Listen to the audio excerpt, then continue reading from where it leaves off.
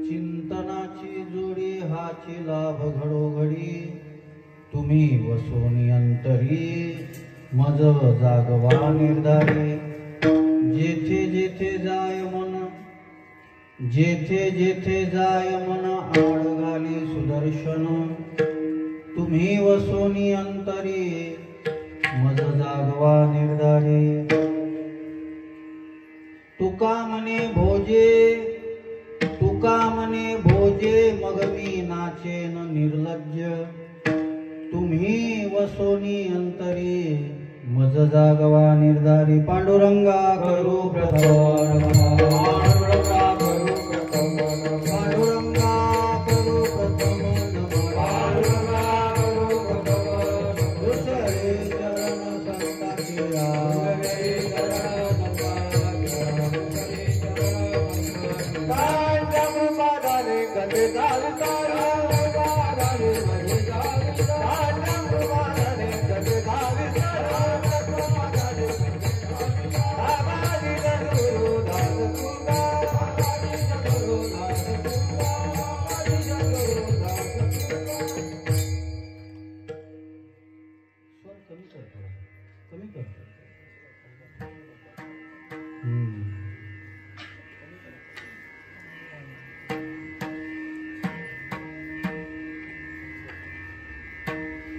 वर्णानामर्थ संघानां रसानाम छंद सामपे मंगलानांच कर्तारो वंदे वाणी विनायको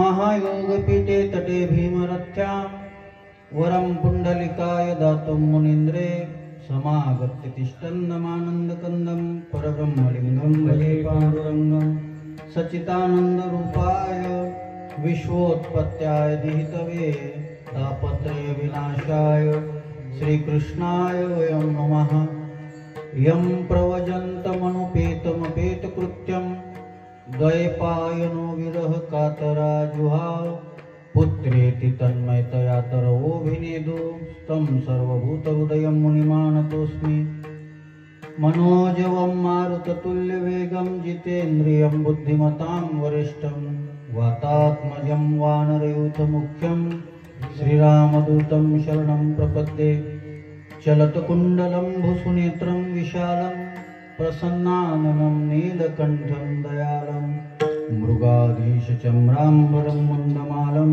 प्रियं शङ्करं सर्वनाथं भजामि नमो सद्गुरु तुकया ज्ञानदीपा नमो सद्गुरु सच्चिदानन्दरूपा नमो सद्गुरु भक्त कल्याण मूर्ती नमो सद्गुरु भास्करा पूर्ण कीर्ती जयांचे केल्या स्मरण होय सकळ विद्येचे अधिकरण तेचे वंदो श्री चरण श्री गुरूंचे ते नमस्कार ओम नमो ज्ञानेश्वर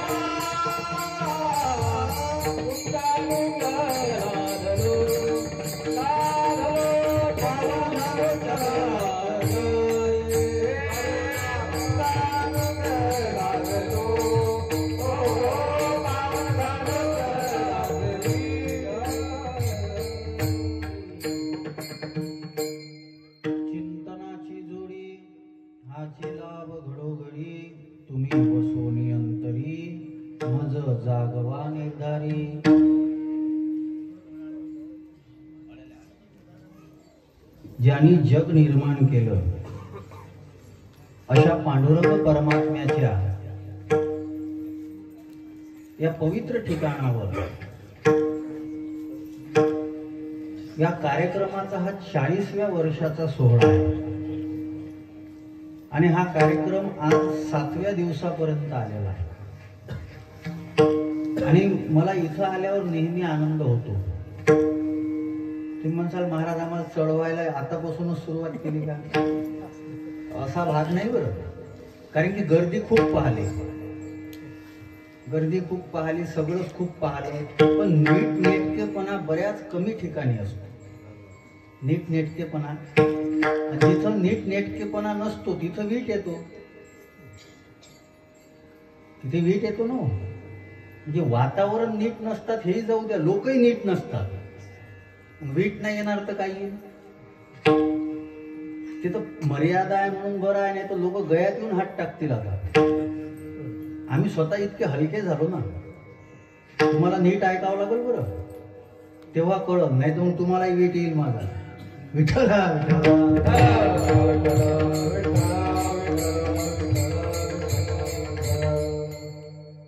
खरंच आल्यानंतर बरं वाटलं. एक कचऱ्याचा हे नाही दिसून राहिलं. या आल्यानंतर माणूस प्रसन्न होऊन जाते.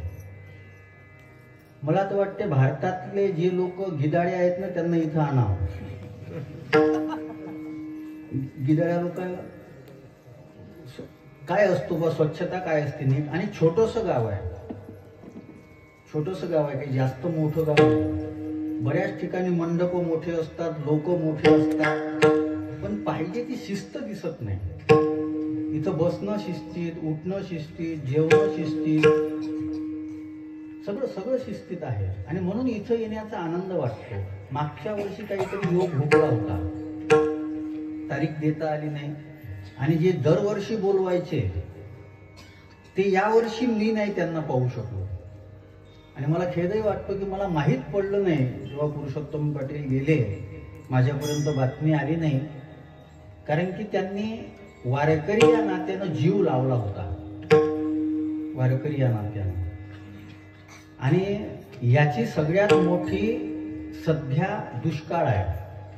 बाबा बेस कमी कर थोडा त्याचा. याचा सगळ्यात मोठा दुष्काळ आहे सध्या.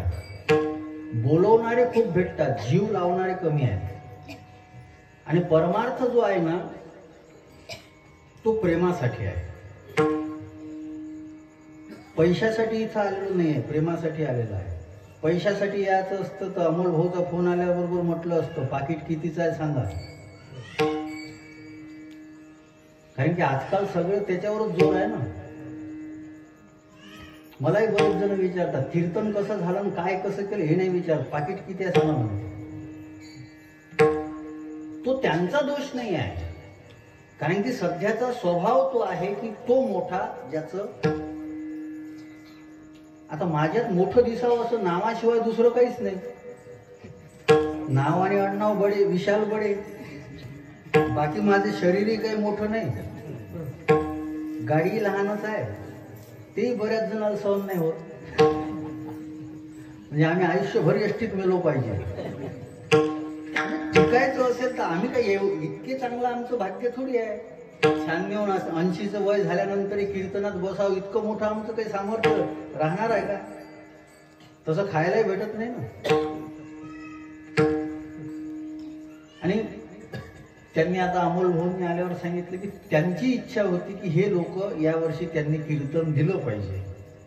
ते नाही आहे, पण मला कीर्तन देता येऊन राहिलं. मी या माध्यमातून त्यांना माझी श्रद्धांजली व्यक्त करतो. आणि आज जागराची सेवा आहे, अधिक जास्त परिहार देत नाही. 7 दिवसापर्यंत सेवा केल्यानंतर भगवंताकडं मागण्याचा अधिकार तयार होतो. आणि मग काय मागितलं पाहिजे हे संतांपासून शिकायचं आहे. आपण चुकीचंच मागतो. आपलं फार मोठं विचित्र काम आहे. मला जाऊ द्या, मला चांगली लोक ऐकणारी आहे, मला त्याचा विस्तार करायचा नाही आहे जास्त. माझा विस्तार, मला ज्या विषयाची मांडणी करायची आहे ना तो विषय फार गोड आहे. आणि वारकरी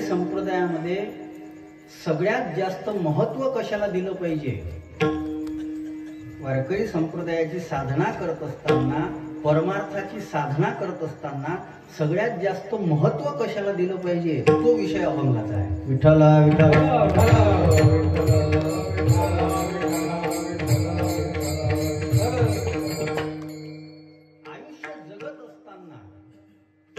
आयुष्य जगत असताना योग्य सुचणं हे भाग्य आहे. हे बऱ्याच लोकांना सुचत नाही. ज्ञानोबारायांना योग्य सुचलं म्हणून 750 वर्षानंतरही अस्तित्व कायम आहे. योग्य सुचलं. ज्या वयामध्ये 16व्या वर्षामध्ये विषय कोणता निवडावा हे सुचत नाही, त्या वयामध्ये ज्ञानेश्वरी सारख्या विद्वत प्रचुर ग्रंथाची रचना करण्याची बुद्धी होणं, त्याच्यामुळं अस्तित्व टिकून राहतं. माझं एक वाक्य नेहमी लक्षात ठेवा, आयुष्य सगळ्यांचं असते, अस्तित्व ज्याला टिकवता येते ना तो धन्य ठरतो. आयुष्य सगळ्यांपाशीच आहे. काही लोकांना अस्तित्व टिकवता येत नाही. अस्तित्व टिकवण्याकरता काहीतरी चांगलं करून जावं लागतं. तुकाराम महाराजांनी एक उदाहरण दिलं आहे. कोणाचं उदाहरण दिलं माहित आहे? कोंबड्याचं. ते कोंबडं काय करते? उकरत राहते. बरं, घेणं देणं.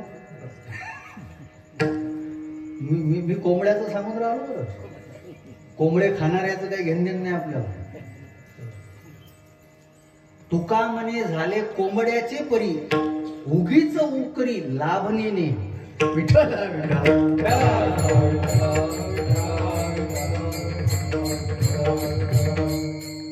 तुकाराम महाराजांसारखा संत नाही महाराज.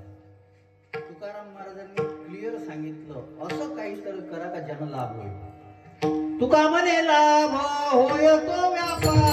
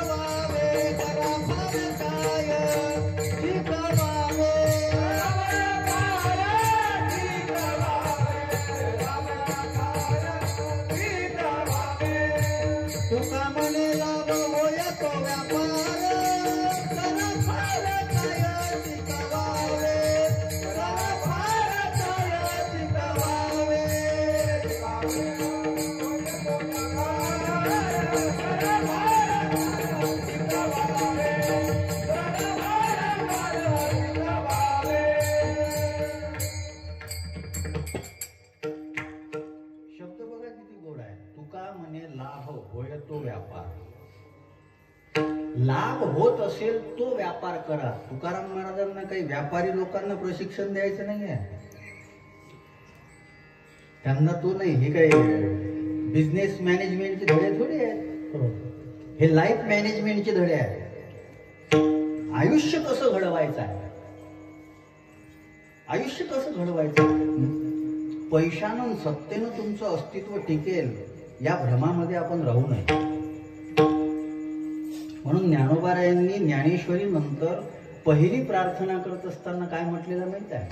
जे खळांची व्यंकटी तया सत्कर्मी. खळांची व्यंकटी, खळांचा वाकडेपणा जाण्याकरता त्यांना सत्कर्म सुचले पाहिजे. आणि मंदिरात जाणं हे सत्कर्म आहे असं आपण समजतो, पण बरेच जण मंदिरात येऊन चुकीचे काम करतात. चपला सगळ्यात जास्त चोरी कुठून जातात?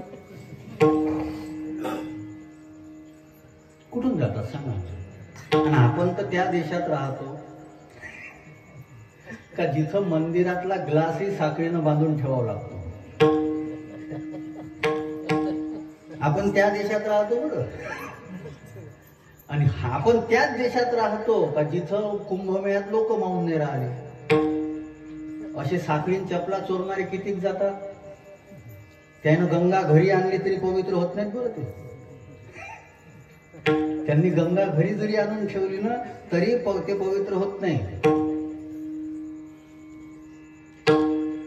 म्हणून असे जे जातात तीर्थामध्ये त्यांच्याकरता तुकोबारायांनी शब्द वापरला. त्यांच्याकरता देव तिथं नाही राहत. तीर्थे धोंडा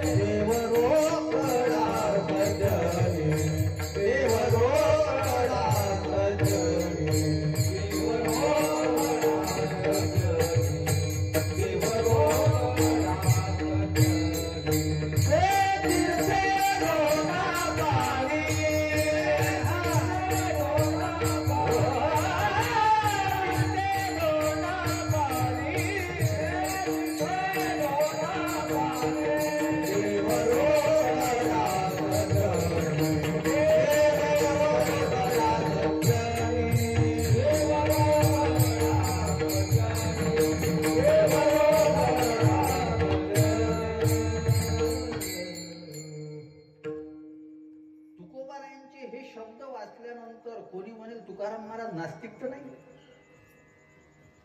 तीर्थे धोंडा आणि देव रोकडा, पण हे शब्द कोणाकरता आहेत? ज्यांना माणसातला माणूस दिसत नाही आणि ते दगडामध्ये जाऊन देवाला शोधतात, त्यांच्याकरता हे शब्द आहेत. काही लोक जनावर पाळतात बाबा, कुत्रे मांजर जनावर पाळतात आणि ते लोक कुत्र्याला प्रेमानं बोलतात, राजा मोती. ते कुत्र्याला बोलतात बरं असे, आणि घरचे जे असतात त्याच्यावर फेक असतात. कोण कुत्र? माझा मुद्दा वेगळा आहे. मी हसवण्यासाठी आलो असं समजू नका. मी काय जोकर थोडी आहे.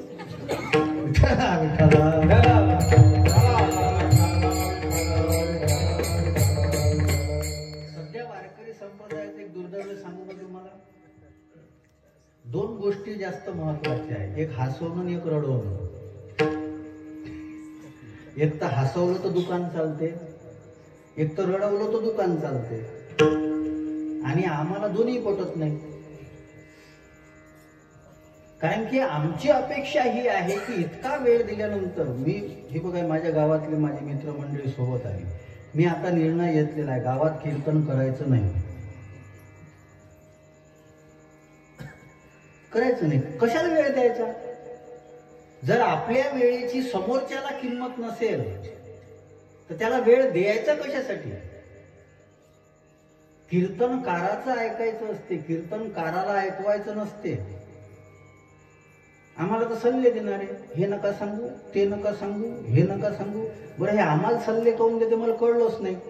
मग एकानं सांगितलं महाराज म्हणे आता त्याची बायको ऐकत नाही, तर मग ते वजन कुठं टाकलं? आणि त्याला माहित असते साधू संत नम्र असतात, पण धोत्रावर जाऊ नका. मी तितका चांगला नाही आहे.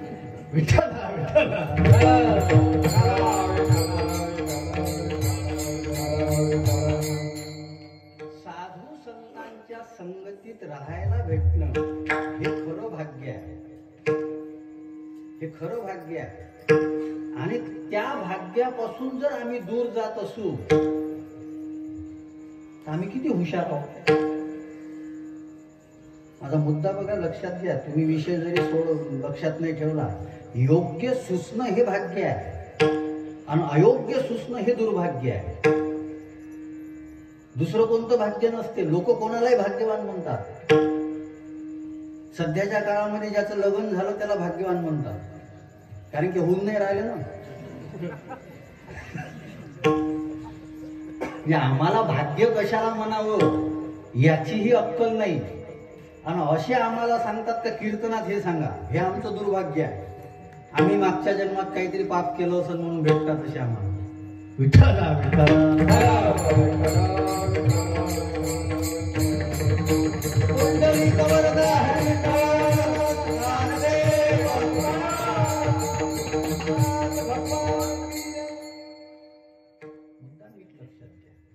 या अभंगाचा विषय फार गोड आहे. काय सुचलं पाहिजे, काय सुचलं पाहिजे आम्हाला?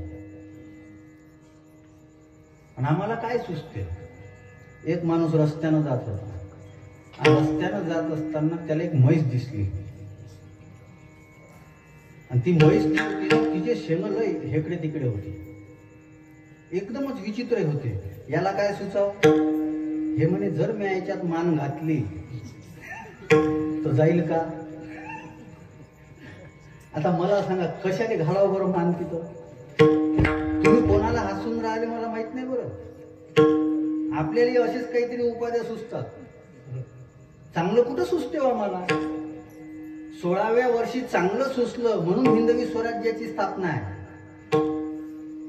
16व्या वर्षी चांगलं सुचलं म्हणून हिंदवी स्वराज्याची स्थापना आहे. आणि आम्ही तर गाणे लावतो 16वं वर्ष. बोला बोला, टेन्शन नका घेऊ. आमची ही परिस्थिती आहे. आणि मग त्याचेच मायबाप काय म्हणतात, नाही पोरग लहान आहे, पोरायले बिघडवणारे सगळ्यात जास्त तर मायबाप जबाबदार. म्हणून त्याला भोगावं लागून राहिलं, म्हणून वृद्धाश्रम वाढून राहिलं, याईनं डोक्यावर बसून ठेवले. किती विचित्र परिस्थिती आहे. आज एकीकडं कुंभमेळ्याला लोक मावून नाही राहिले, आज सप्त्यामध्ये कथा कीर्तनामध्ये गर्दी वाढून राहिली. लोक आम्हाला आकडे सांगतात 14 लाख लोक होते, 8 लाख लोक होते. कुठं? कथेमध्ये. कोणाच्या? बागेश्वर धाम, प्रदीप मिश्रा, इतके लोक होते. पण मला एक गोष्ट सांगा ना, हे सगळं जरी होत असलं तरीही 1 जानेवारीला एका मुलानं अभ्यास करत नाही असा नांदा लावते आईबाप, म्हणून स्वतःच्या आईबापाला नागपूरमध्ये मारून टाकलं. हे का घडून राहिलं?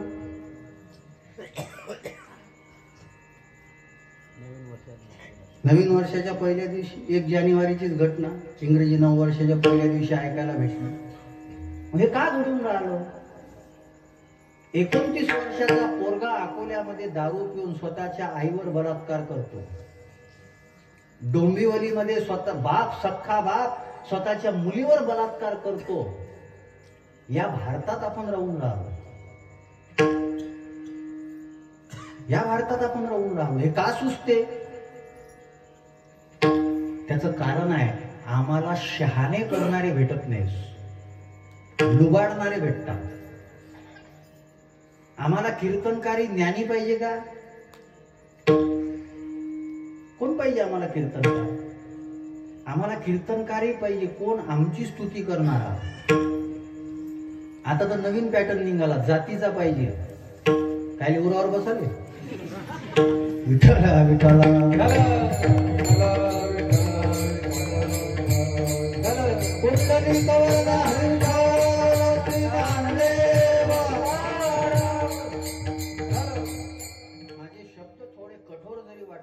ही परिस्थिती आहे.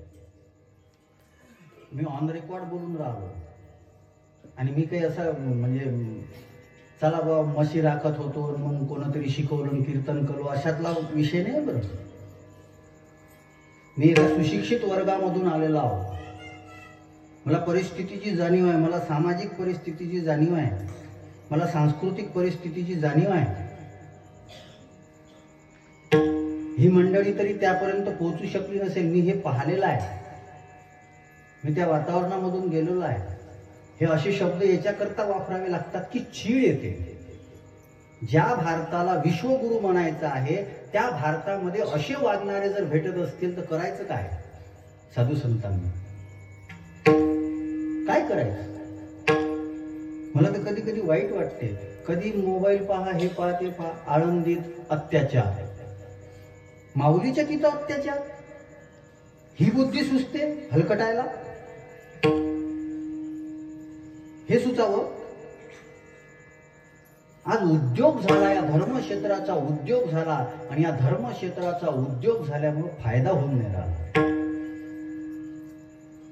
मला तर कोणी विचारायला बाबा मी त्याला सांगत असतो, एक तर जोग महाराजांच्या संस्थेत टाक, एक तर राऊत बाबाच्या संस्थेत टाक, नाही तर टाकू नको दुसरीकडे.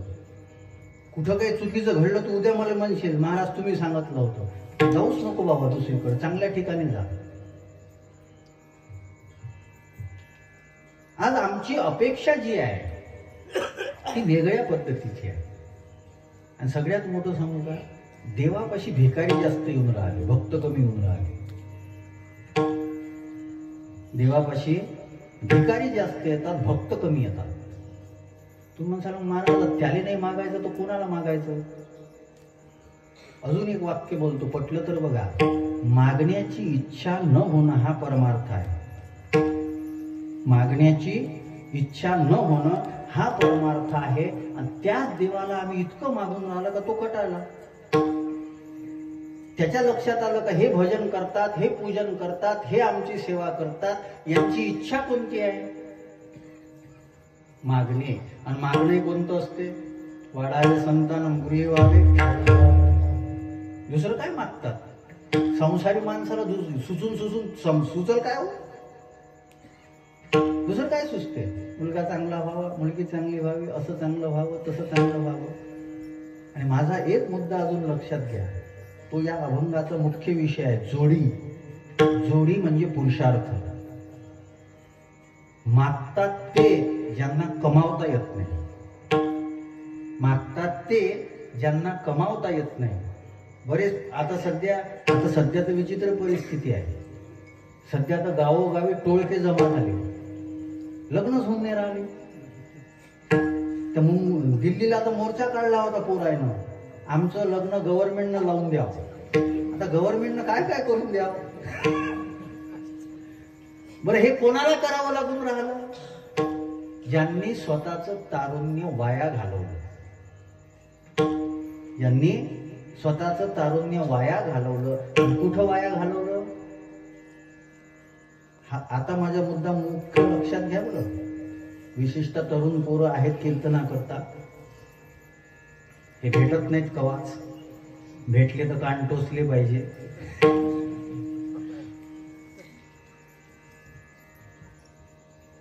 आपण आई वडिलाचं ऐकत नाही आणि ज्याला अक्कल नाही त्या मित्राचं ऐकतो. उन्हाळे पावसाळे जास्त कोणी पाहिले? आई वडिलांनी. बरेच लोक कॉलेजमध्ये जाऊन कॉलेज करतात.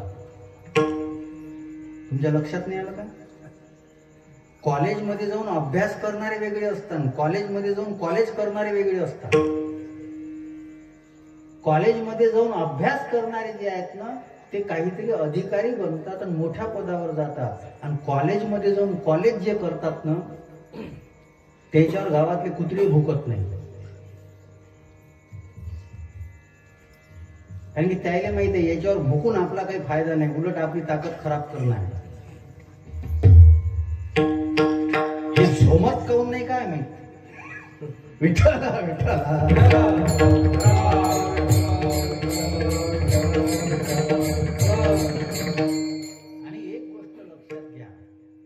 टीका करतोय किंवा बोलतोय असं नाही. प्रत्येकाचं आयुष्य स्वतंत्र आहे, त्यानं स्वतंत्र जगावं, हा भाग वेगळा आहे. पण तो तसं वागत असताना त्याचं समोरचं आयुष्य खराब होते, हे तो लक्षात घेतो. योग्य वेळावर योग्य सुचणं हे भाग्य आहे, हा माझा मुख्य मुद्दा होता बरं. याच्यावर पक्क लक्ष ठेव जा. भाग्य कशाला म्हणायचं, दुर्भाग्य कशाला म्हणायचं. योग्य वेळेवर योग्य सुचणं हे भाग्य आहे आणि योग्य वेळेवर अयोग्य सुचणं हे दुर्भाग्य आहे. सोपं उदाहरण देतो तुम्हाला. आता सध्यानी गहू पेरला, गहू, मग त्या गव्हाला युरिया द्यावा लागतो. युरिया म्हणजे बुस्टर डोज आहे, त्याला वाढ देण्याकरता. जसं ते कोरोनामध्ये जे दिलं जात होतं इंजेक्शन, त्याच्यामध्ये इम्युनिटी वाढवण्याकरता गव्हाला युरिया देणं म्हणजे त्याला इम्युनिटी देणं आहे. पण तो कधी दिलं पाहिजे, कधी दिलं पाहिजे सांगा ना. गहू लागल्यावर. गहू लागल्यावर दिल्यावर उपयोग होत नाही, उलट गहू जळतो. मला ते गव्हाचं सांगायचंच नव्हतं, मी काय कृषी शाळा घ्यायला थोडी आलो. तरुणपणामध्ये बदाम खाल्ले तर शरीर अंग भरते. तरुणपणामध्ये, म्हातारपणामध्ये अंग भरते, पण ते चुकीच्या जागेवर भरते.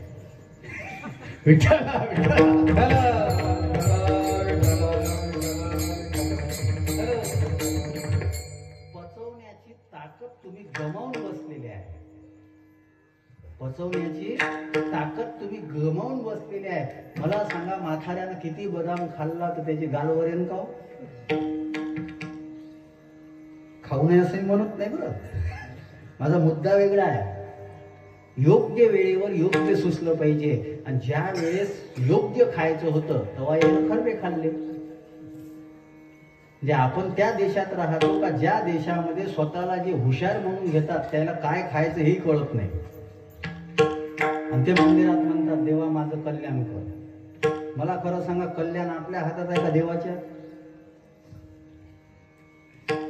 हा सगळ्यात मोठा गैरसमज आहे. देव सुख दुःख देत नाही, कर्म सुख दुःख देते. देव कर्माचं फल देणारा दाता आहे. आणि आम्ही देवाकडे मागतो एकच, देवा सुखी ठेव. आम्ही चुकीचं वागू आणि देवाला सुखी ठेव. आणि आपण त्या काळात राहतो की ज्या काळामध्ये चुकीच्या गोष्टीला महत्व आलेलं आहे. मी काल एक उदाहरण बोलून गेलो होतो, पटेल तर बघा, दारूची बार सजवलेली आहे, ते इतकं चांगले दिसतात, ते लाईट, ते वेली, म्हणजे जो नाही पिणारा असते त्यालाही वाटते एकदा जाऊन तर येऊ, चांगलं दिसून राहिलं. ते माणसाकरता घातक आहे, शरीर नष्ट करणार आहे, पण ते सजवलेलं आहे. आणि दुधाचे दुकान, तिथं माशाच दिसते. बरं, दूध शरीरासाठी दूध, पण तिथं माशा लागलेल्या आहे. जिथं आमचं चांगलं होते तिथं आम्ही गर्दी करतो, असं घडत नाही. जिथं आम्हाला फसवलं जाते तिथं आम्ही गर्दी करतो. 14 लाख पब्लिक आहे आणि 8 लाख हे आहे, ते तर त्याचे घर भरून राहिले. आणि जिथं आम्हाला खरं ज्ञान मिळते, मी मागं नागपूरला मोरारी बापूंच्या कथेला गेलो होतो, पहिल्या दिवशी मंडप नव्हता भरला. ज्याच्या कथेमुळे दुबईचा सम्राट डोक्यावर रामचरितमानस घेतो, त्याच्या मंडपाला गर्दी नाही, मंडप भरून नाही राहिला. आणि ज्यांनी फक्त पदव्या लावून घेतल्या, काहीच नाही तिथं आम्ही गर्दी करतो. आणि गर्दी का करतो माहित आहे? लोक येतात मग काहीतरी असलं पाहिजे. नक्कल करायला बी अक्कल पाहिजे ना. आणि इथं नक्कल करता करता टक्कल पडलं, काय समजेल आम्हाला? तुम्ही पहा ना, तारुण्य सुकलेला आहे. मग लोक मग आम्हाला म्हणतात महाराष्ट्र लय चमकते. आम्ही तारुण्य जपून ठेवलं, कमावलं, त्याच्यामुळे चमक आहे. आणि ही चमक सहन होत नाही. जरा विठ्ठल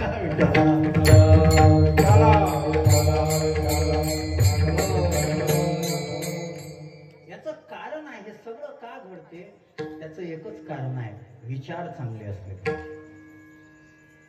आणि परमार्थाच्या दृष्टीनं चांगल्या विचारांना जोडणं हाच लाभ आहे. हे पहिल्या चरणात चिंतनाची गाडी, चिंतनाची जोडी, चिंतनाची जोडी, चिंतनाची गाडी, चिंतनाची जोडी, चिंतनाची जोडी, चिंतनाची जोडी.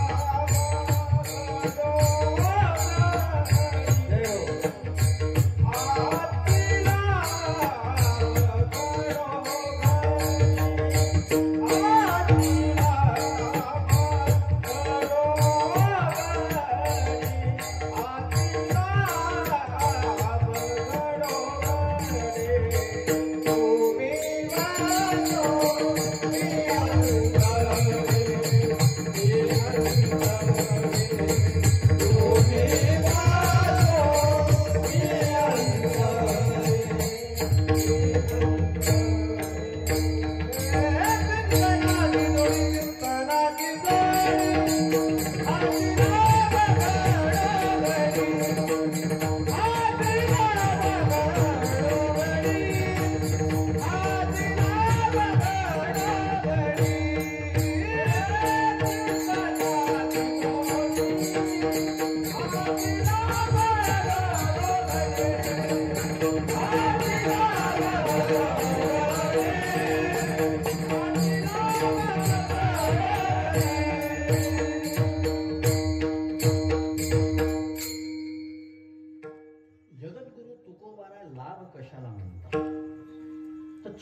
चिंतनाची जोडी.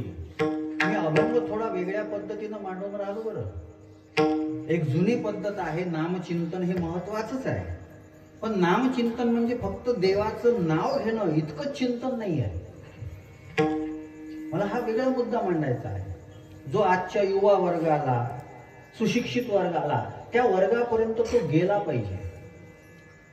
आज विज्ञानाचा, तंत्रज्ञानाचा त्यांनी त्या दृष्टीने उपयोग केला पाहिजे.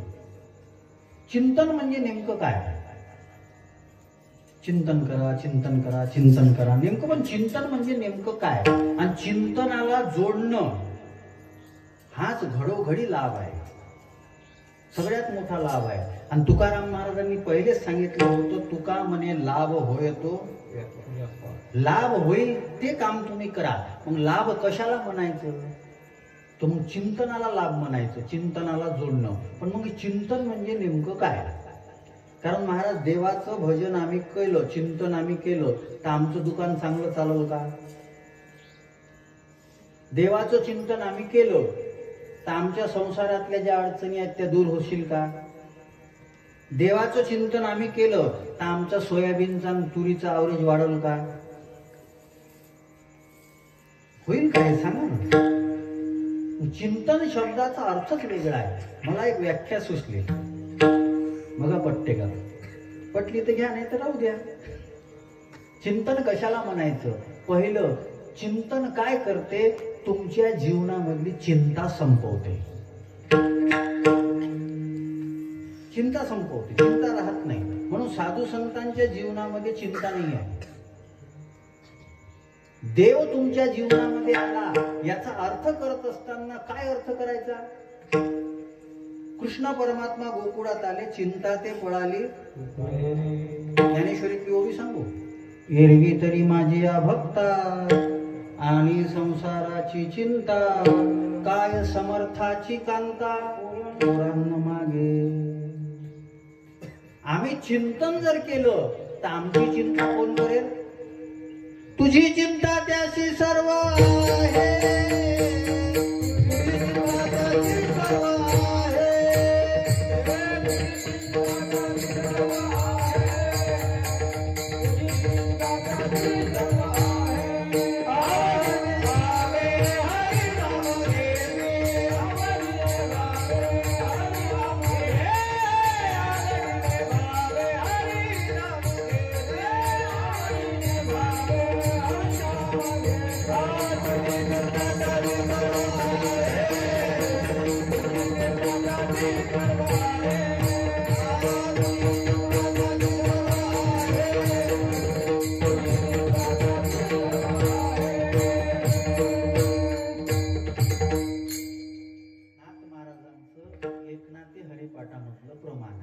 आम्ही जर चिंतन केलं तर आमची चिंता कोण करेल?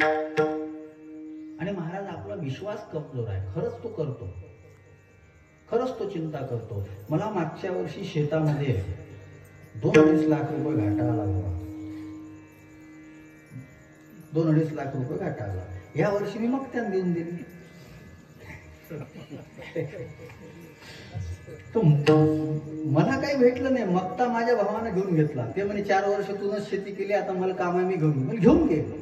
आम्हाला कुठं काय ठेवून जायचं, देऊन दिलं त्याला. पण मी तुम्हाला सांगतो, मला जितके पैसे शेतात उरत होते ना तितके पूर्ण भेटले. तुम्ही म्हणसाल असं कसं काय झालं? 2019चे जे रेग्युलर वाले होते त्याला जे अनुदान द्यायचं होतं ना गव्हर्नमेंटचं, ते 2 खात्यावर 1-1 लाख रुपये भेटले मला. आता हा प्रारब्धाचा भाग झाला बरं. पण मी विचार केला, मी कमीत कमी 18 ते 19 वर्ष झाले नोकरी सोडून कथा कीर्तन कार्यक्रम करून राहिलो. आणि आजपर्यंत पांडुरंगाच्या पुढे मला स्वाभिमान आहे त्या गोष्टीचा. मी माझ्या कथा कीर्तनाचा धंदा केला नाही, पैसे घेत नाही अशातला भाग नाही बरं. महाराज, तो विषय नाही आहे. पण मी विकलो नाही स्वतःला. आणि जे स्वतःला विकतात ना ते कोण असतात? माल. त्यांनी स्वतःला विकून पैसे कमवले. मी स्वतःला गाथा ज्ञानेश्वरीत गुंतवून ज्ञानाचा माल कमवला आणि तो माल स्वतः पुरता वापरून नाही राहिलो, तुम्हालाही देऊन राहिलो. याच्याकरता कथा कीर्तन आहे. आणि याची जर कदर नसेल तर कीर्तन बंद. तुमचं नुकसान, मला काय घेणं नाही. याची जर ज्याला कदर नसेल कीर्तन बंद. नाही मग महाराज जगाचं कसं होईल? जगानं पाहावं. सगळ्यात मोठी काळजी तर लोकांना जगाचं कसं होईल, मग समोर कसं होईल. नाही तू तर राहायला पाहिजे समोर पाहाले. तू तुझं कसं होईल याचा विचार कर ना. वारकरी संप्रदायाचं महावाक्य सांगू का तुम्हाला? आपुले आपण करा सोडवण, आपुले आपण करा सोडवण,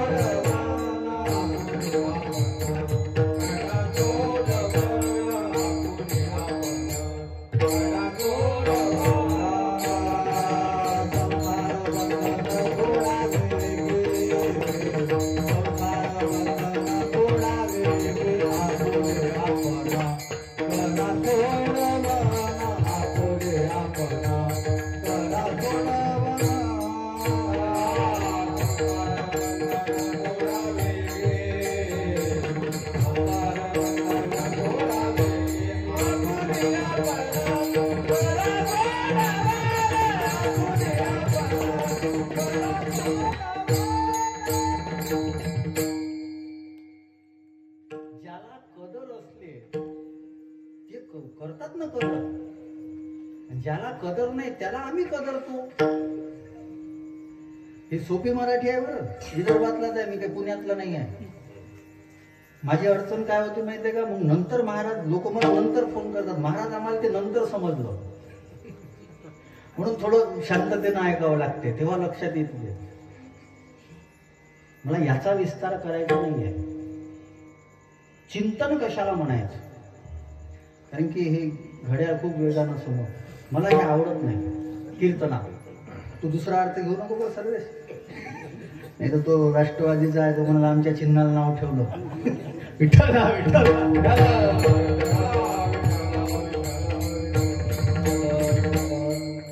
तसं हे घड्याळ आवडते.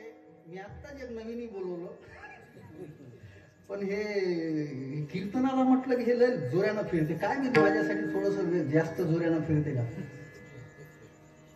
वेळ माहीत पडत नाही. असो, चिंतन म्हणजे काय नेमकं? चिंता आमच्या जीवनामध्ये, आणि माणसाचं आयुष्य बघा किती वाईट आहे. माझी एक सगळ्यांना विनंती आहे, 40व्या वर्षाच्या सप्त्यामध्ये आपण आहात. चिंता जी असते ना ती भविष्याची असते, आणि भविष्य आपल्या हातात नाही हे बऱ्याच जणांच्या लक्षात येत नाही. आम्ही उद्याची काळजी करता करता आजचा जो प्रेझेंट आहे ना तो प्रेझेंट गमावून राहतो. आजचा जो प्रेझेंट आहे त्या प्रेझेंटचा आनंद गमावून राहिलो. सगळं ठरलेलं आहे, आपल्या हातामध्ये फक्त कर्म करणं आहे. मगाच सांगितलं तुम्हाला, ईश्वर कर्मफलाचा दाता आहे. आपल्याला जर काही वाईट भोगावं लागत असेल तर हे आपणच मागं लावून ठेवलेली दिवे आहेत. भोगे कळो येती मागील ते जन्म, उत्तम मध्यम कनिष्ठ ते. भोगावरून लक्षात येते की काय हे आहे. हे भोगच आहेत ना, भोग नाही तर काय आहे. आणि मी मगाशी म्हटलं की योग्य वेळी योग्य सुचणं हे भाग्य आहे ना खरं. हे बऱ्याच जणांना सुचत नाही ना. लग्न करावं हे कधी सुचाव? बऱ्याच जणांना 40-45व्या वर्षी वाटते का आता करायला पाहिजे होतं. आता काय फायदा? त्याचं पोरग कधी मोठं होईल आणि ते काय होईल विचारच आहे ना. बरं, पहिले कोण अडवलं होतं? आमच्या याच्यात बरेच जण असतात. मग ते आमच्याकडे पाहून म्हणते महाराज तुमच्यासारखं असतं तर बरं झालं असतं. तर मग मी आलो होतो का तुला सोयरीक घेऊन? आणि मी बरेच तरुण, मी सगळ्यांना सल्ला देतो, माझं जीवन वेगळं आहे, तुमचं जीवन वेगळं आहे, तुम्ही असं करू नका. विषयाच्या भोगातून बाहेर जाण्याकरता खूप मोठी तपश्चर्येची साधना लागते. ते सगळ्याच्या बजेटची गोष्ट नाही आहे. इथं विश्वामित्राला कलंक लागला, आणि मला वारकरी संप्रदायाचा खूप अभिमान वाटतो. विश्वामित्र पराशर, विश्वामित्र रंभेमध्ये फसले, पराशरानं सूर्याला झाकलं, पण त्या सत्यवतीवर आसक्त झाले, इतकी ताकद होती. पण वारकरी संप्रदायातले जे संत आहेत ना, त्या संतांना पहिलं सांगितलं पराविया नारी रुक्मिणी समान. तेव्हा गाथा तयार झाला. आणि हे गाथा बऱ्याच जणांच्या माथ्यात बसत नाही. हा गाथा बऱ्याच जणांच्या माथ्यात चालला नाही. तुकोबारायांनी ते पथ्य सांभाळलं. चिंतन, प्रेझेंट जो आहे तो प्रेझेंट चांगला तयार करता आला पाहिजे. मागं केलं सोडून द्या, मागे केले नको पाहू, तुझं जमान तुका म्हणे महापातकी पतित. आणि समोर काय होईल याचाही विचार करू नका. तुकाराम महाराजांनी त्यांच्या जीवनामध्ये कोणत्याच गोष्टीला महत्व दिलं नाही जितकं चिंतनाला दिलं. तुकाराम महाराजांनी जातीला महत्व दिलं नाही. कोणी म्हणतात याची जात मोठी, तो मोठी, हे मोठी. हे ठीक आहे, कर्मानुसार जाती पडल्या होत्या, हे अजूनही बऱ्याच जणांच्या लक्षात आलं नाही. जातीचे नावच बघा ना, कुंभार, सोनार, लोहार, तेली, कुणबी, हे कर्मानुसार जाती पडल्या होत्या, हे बऱ्याच जणांच्या लक्षात आलं नाही. तुकाराम महाराज म्हणतात जो चिंतन करतो ना तो माझ्या दृष्टीनं ब्राह्मण आहे. तोची वर्णा माझी द्विज, जो जपे हरिनाम बीज, तो ब्राह्मण आहे. कोण? जो भगवंताचं नामचिंतन बीज रूपानं नामचिंतन करतो तो माझ्या दृष्टीनं ब्राह्मण आहे. पंडित कोण आहे त्याचंही प्रमाण तुकोबारायांनी दिलेलं आहे. पंडित तोची भला, नित्य भजे जो विठ्ठला. संस्कृत मध्ये वेगळा अर्थ आहे. पंडा नाम आत्मदर्शना बुद्धी या असं पंडित. हे मला याचा विस्तार करायचा नाही आहे. पण तुकोबारायांच्या दृष्टीनं पंडित तोच आहे जो चिंतन करतो. तुम्हाला ब्राह्मण होता येईल, तुम्हाला पंडित होता येईल, तुम्हाला श्रेष्ठ होता येईल. आपल्या जीवनामध्ये चिंतनाला आकार दिला पाहिजे. बऱ्याच लोकांना वाटते की आम्ही रिकामे आहोत. बरोबर आहे त्यांचं, आम्ही आतून रिकामे आहोत म्हणून रिकामे दिसतो. तुकोबाराय म्हणतात ना आम्ही रिकामेच आहोत. काम नाही, काम नाही,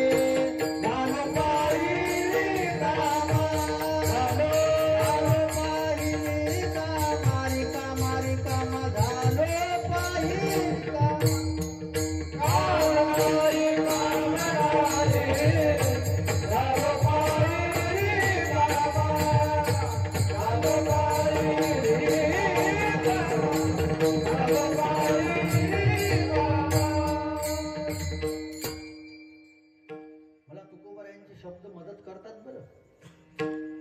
उगाच थोडी तारुण्य दिलं का त्याला. काम नाही झालो पाही, आम्ही रिकामे आतून झालो म्हणून लोकाला वाटते रिकामे आहे. खरे रिकामे कोण आहेत? आम्ही रिकामे नाही, आम्ही चिंतन करतो. अरे चिंतन करून राहिलो, चांगले विचार करून राहिलो म्हणून तर चांगले विचार वाटता येतात ना. दिने दिने नवम वाटलं पाहिजे. माझं तर आव्हान आहे, तुम्ही एखाद्या कीर्तन करायला म्हणा, फक्त तुमचे लागोपाठची 10 कीर्तनं रेकॉर्ड करून दाखवा. 10 कीर्तनं लागोपाठची रेकॉर्ड करून दाखवा. कारण की त्यानं जर 10 कीर्तनं लागोपाठ रेकॉर्ड करून दाखवली त्याचं पूर्ण भांडवल खतम आहे. पुन्हा कोणी बोलवणार नाही. याही गावात ते, त्याही गावात ते, त्याही गावात ते. आमचे काही कीर्तन तर बायाच्या पाठ झाले. मी एखाद्या कीर्तनात बसलो होतो, माग ते बाया बोलत होत्या, आता हे सांगते म्हणून. एवढं माणसानं हलकं होऊ नये का बायानं कीर्तन पाठ करायला. मग असे पाठ झाल्याच्या मग ते उभ्या होतात. बऱ्याच बायानं तर फेटेही बांधणं चालू केली. आता विठ्ठला विठ्ठला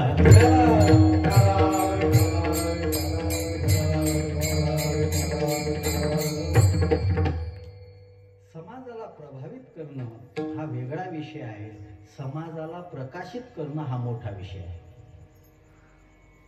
प्रभावित माणूस प्रभावात कोणाच्याही पडतो. मला आज या तरुण पोरांना प्रश्न आहे, हे तुम्ही प्रेम म्हणता, हे प्रेम असते की आकर्षण असते? खरंच प्रेम असतं तर राधाकृष्णासारखं ते अमर झालं असतं. हे प्रेम नाही आहे, हे आकर्षण आहे. या खोलीत ते दिसली का ती आवडते, दुसऱ्या खोलीत दुसरी दिसली का दुसरी आवडते. चिंतन नाही करून राहिलो आम्ही काय केलं पाहिजे. हे वय कशाचं आहे बरं. माय बापानं शिक्षणासाठी पाठवलं, आपण तिथे शिकलो पाहिजे का काय केलं पाहिजे. हे तिथं पोऱ्या पाहिजे. बरं याच्यासाठी पोऱ्या पाहणं हे कोणाची जबाबदारी. माय बापाची. त्याचं ते ऐकत नाही. घरी येऊन काय सांगते, तुम्हाला काही अक्कल नाही, तुम्हाला काही समजत नाही. हे संसाराचं स्वरूप आहे. बरं ज्याला आपण जन्म दिला तो आपली अक्कल काढते आणि त्याच्या करता आम्ही आयुष्य घालवतो. ही आपली अक्कल आहे. मी बक्कळ सांगतो. आणि मग आम्ही चुकीच्या गोष्टीमध्ये नक्कल करू करू आमचं आयुष्य वाया घालवतो. मला असा एक तरी व्यक्ती सांगा की ज्यानं परमार्थ केला आणि त्याचं चांगलं नाही झालं किंवा त्याची परंपरा नाही टिकली. आज 2-3 पिढ्या झाल्यानंतर आपलं श्राद्ध होईल की नाही सांगता येत नाही. पण ज्ञानोबारायांचा संजीवन समाधी सोहळा 750 वर्षापासून चालू आहे. एकही पिढी चालवण्याकरता कोणी नाही आहे. चारही भाऊ ब्रह्मचारी. एकही पिढी चालवण्याकरता नाही आहे. मला सांगा ना कोण करते, कोण करते सांगा ना. अमृत बुवाजीला कोणी नसेल असं आपण गृहीत धरू. ब्रह्मचारी कोणी नसेल. पण आज तुम्ही पांडुर्णा नरखेड या सगळ्या भागामध्ये जाऊन बघा. मी पांडुर्ण्याला बऱ्याच कीर्तनाला गेलो. घराघरामध्ये फोटो आहे. बापाचा फोटो लावेल की नाही सांगता येत नाही. संताचा फोटो घरात लावला जातो ना. हे संतांचं जीवन आहे.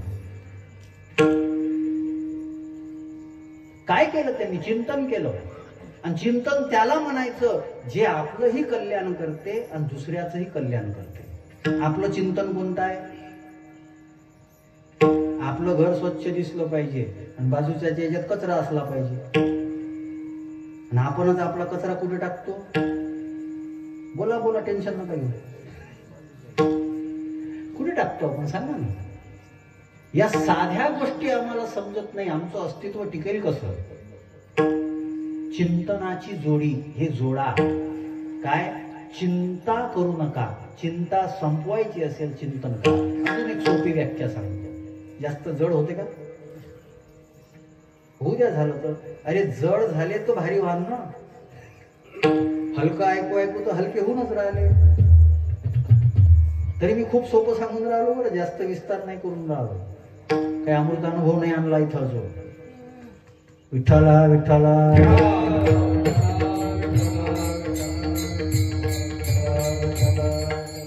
पहिला भोंगा झाला. ते त्याचा तो प्रश्न नाही आहे. निंदा ऐकत असताना झोप येत नाही आणि चांगलं ऐकत असताना तुम्ही भजन करणारे माणूस ते पिक्चर पाहायचं असेल तर डोळे फोडू फोडू पाहिजे. ते बाहेर निघाल जोर करते ते डोळे. पिक्चर पाहता पाहता ते बाहेर निघाल जोर करते. आणि एखाद्याचं ते कुटाणा करणं जर चालू असेल तर रात्र किती झाली माहीत पडत नाही. भजन करताना ते रूप पाहताच्या टाइमलेस म्हणते पायजो दोनच म्हणजो गवळण म्हणजो. अबे थांब ना. काय मरत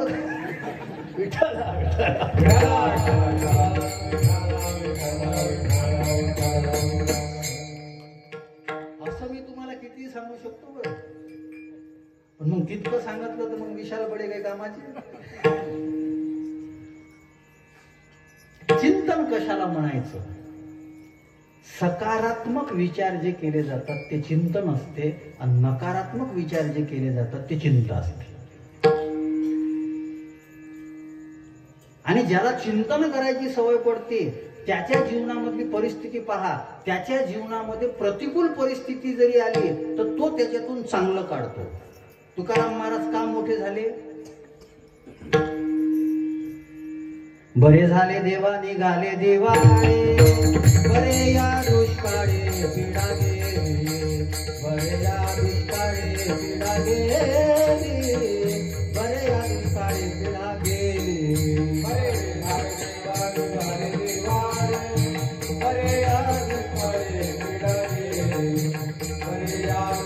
तुकाराम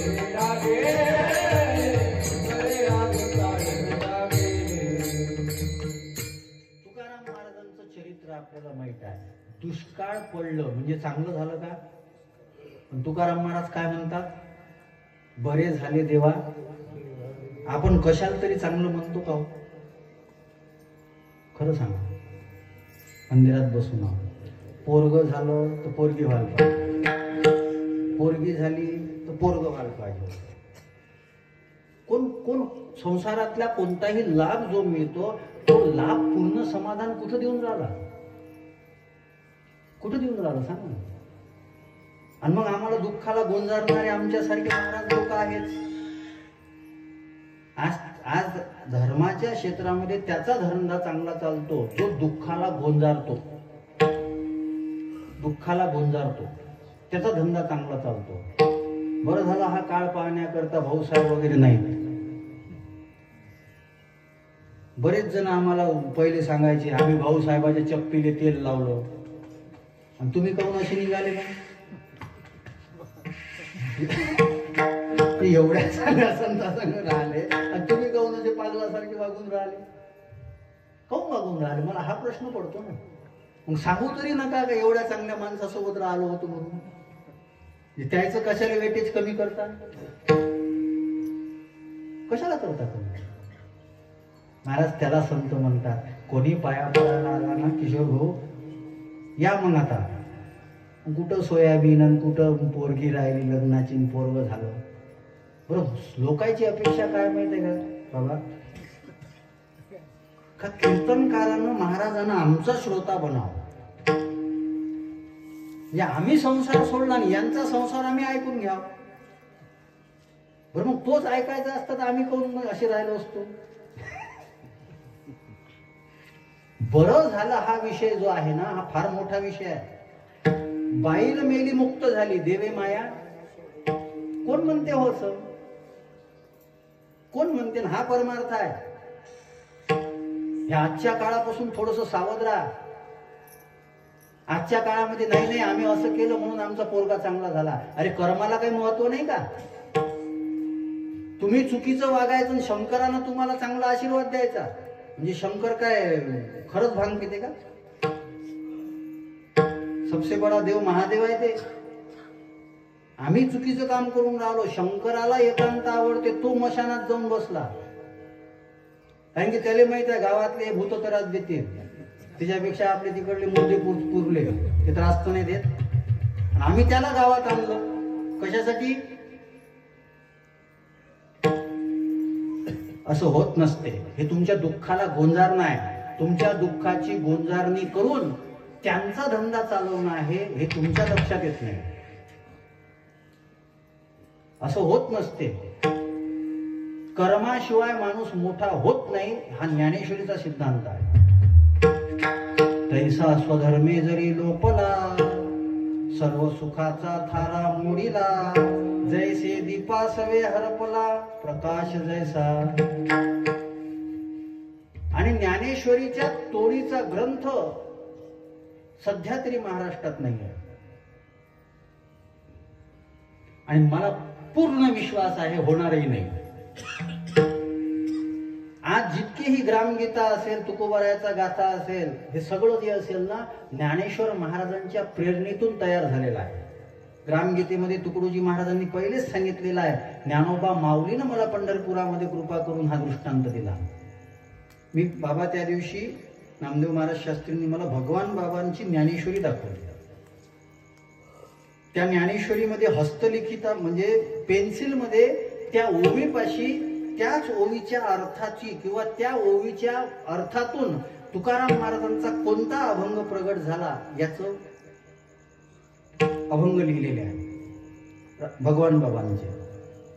कुठून निघालंय? ज्ञानेश्वरी मधून. ज्ञानोबारायांच्या ज्ञानेश्वरीची 1000 पारायणं जगद्गुरु तुकाराम महाराजांनी केली होती. विठ्ठला विठ्ठला.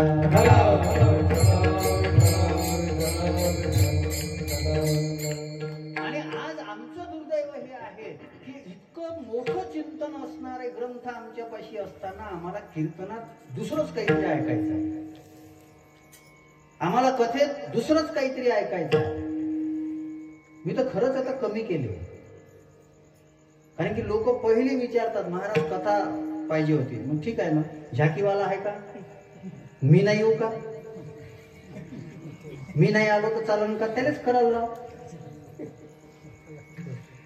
कशाला महत्व द्यायचं, कशाला वेटेज द्यायचं हे तर कळलं पाहिजे हो.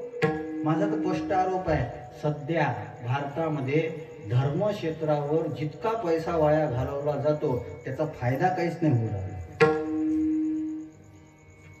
नाचणे, गाणे, हिजडणे, फिजडणे याच्यामध्ये सगळा समाज गुंग आहे. काय सप्ताह झाला आमचा, काय झालं? त्याला जर विचारलं का काल्याचा अभंग कोणता होता का, त्याचं काय करायला लागते ते महाराज पाय. आम्हाला एक साधा अभंग लक्षात राहत नाही. विठ्ठल विठ्ठल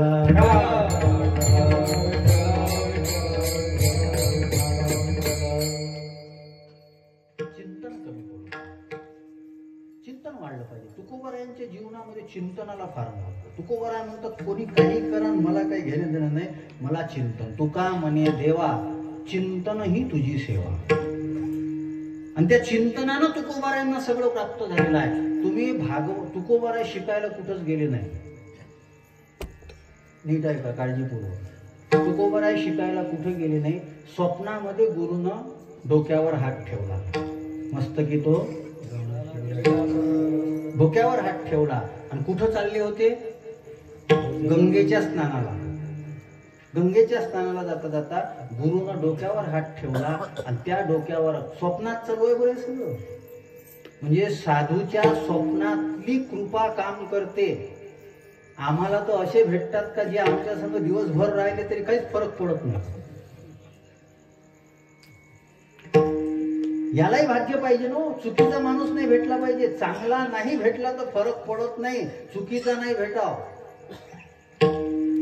आणि म्हणून मी आता नेहमी सांगत असतो की आमच्यासारखे किती काही बोंबलणारे येतील, मधुरा वाणीच्या नका पडो भरी. हे जे गोड बोलणं आहे ना, याच्या भानगडीत पडू नका. गाथा ज्ञानेश्वरीवर श्रद्धा ठेवा, जीवनामध्ये फसगत होणार नाही.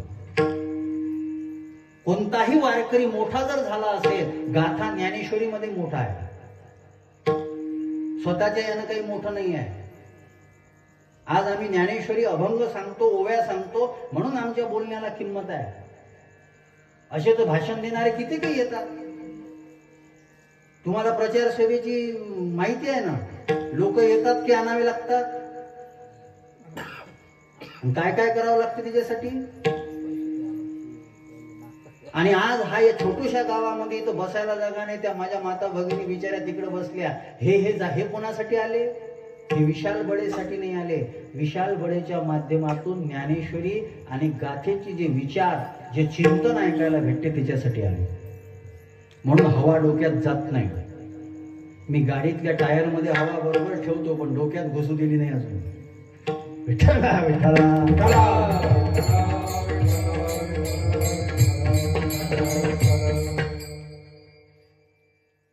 चिंतन, आता या चिंतन शब्दातच जास्त लांब होऊन जाईल, कीर्तन याच्यावरच होऊन जाईल. चिंता गायब झाले. दुसरा शब्द आहे चिंत. तो शब्दाचा अर्थ होतो आमच्या जीवनामध्ये ज्याच्या माध्यमातून आमचं तप वाढायला सुरुवात होते, ते चिंतन आहे. चिंतन. आणि शेवटचा शब्द नम्रता. भक्ती म्हणजे काही नाही, भक्ती म्हणजे नम्रता आहे. ही नम्रता जोपासता आली पाहिजे. आणि ही नम्रता वारकरी संप्रदायाने जोपासली. पाया पडे जन, ही नम्रता आहे पंढरीच्या लोका. ही ज्येष्ठ मंडळी, मी या दोघांनाही मगा म्हटलं माझ्यासोबत बसा. हे खाली बसले, माझ्यासोबत बसले नाही. यांच्या वयाच्या तिप्पट कमी आहे मी, पण यांना हे कोणी शिकवलं? वारकरी संप्रदायाच्या विचारधारेने शिकवलं. नाही तर मी मग सांगितलं काही तर बस आमच्या गळ्यात हात टाकायचे. आम्हीच तसं करून ठेवला तर इलाज काय. मी त्या दिवशी तो भगवान गडावर शिकलेला पोरगा आहे, ज्याच्यामुळे कार्यक्रम झाला, तो नामदेव शास्त्री आले. तो 9 वर्षापासून तिथं शिकून राहिला. मी त्याला 2-3 वेळा म्हटलं माझ्यासोबत बस. तो माझ्यासोबत बसला नाही. मी त्याला मग सहज विचारलं, म्हटलं का रे तू माझ्यासोबत का नाही बसला? म्हणे बाबा खरं सांगू का, म्हणे मला वारकरी संप्रदायात कीर्तनकार म्हणून बनावं वाटलं ना, हे मी तुमच्याकडं पाहून शिकलो. माझे पहिले गुरु तुम्ही वाटता मला, नंतर मी भगवान गडावर शिकायला, म्हणून मी तुमच्या सोबत बसू शकत नाही. हे मी आत्मनिवेदन करून राहिलो बरं का. मी काही फार मोठा आहे मला हे सांगायचं नाही आहे. वारकरी संप्रदायाचं चिंतन तुम्हाला काय देते हे आहे. इतरांना आदर देण्यामध्ये सभ्यता आहे. काही लोक मग आम्हाला म्हणतात आम्ही महाराजले सुनवलं, लय मोठं काम केलं. चांगली गोष्ट आहे. संताशी शोभवे कोण्याही प्रकारे त्याचे नव्हे बरे. हे पाठ आहे का आपल्याला? नाही. मग तुम्ही महाराज लोक कसे वागता? जे वागला त्याच्या अंगावर जाऊन बस. जे चुकीचा होता त्याच्या अंगावर बस. आणि माझी तर विनंती आहे, खरंच जर संप्रदायाला डाग लावणारं जीवन जर कोणी जगत असेल ना, धोतर काढून उघडं करून फिरवलं पाहिजे. दुसऱ्याची ताकद होणार नाही. आम्हाला काय घेणं नाही. 1 वर्ष ते शांत होते, पुन्हा ते फॉरेन मध्ये येते. असे कित्येक कीर्तनकार आहे, असे कित्येक लोक आहे. आमची मोठी चूक होऊन राहिली, आम्हाला त्याच्या चिंतनाशी घेणं देणं राहिलं. रामायणामध्ये गोड प्रसंग आहे. जेव्हा हनुमंतराय आले ना सीता मातेच्या समोर, आणि ते रामकथा सांगत होते. सीता माता ऐकत होती. हनुमंतराय आले. आल्यानंतर हनुमंतरायांनी समोर आल्याबरोबर सीता मातेनं चेहरा लपवला. हनुमंतरायानं अर्थ किती चांगला केला माहित आहे? म्हणे आई बरं झालं, कथाकाराच्या तोंड कसं आहे याला महत्व द्यायचं नसते, कथाकाराच्या कथेकडेच पाहायचं असते. हे चिंतनानं घडते. आणि ही चिंतन जोडणं हे आमच्या जीवनामधला सगळ्यात मोठा लाभ आहे. पण हे पटत नाही ना, आणि आमची ताकद कमी पडते. मग याच्या करता तुम्ही देवा काय करा? तुम्ही वसुनी अंतरी,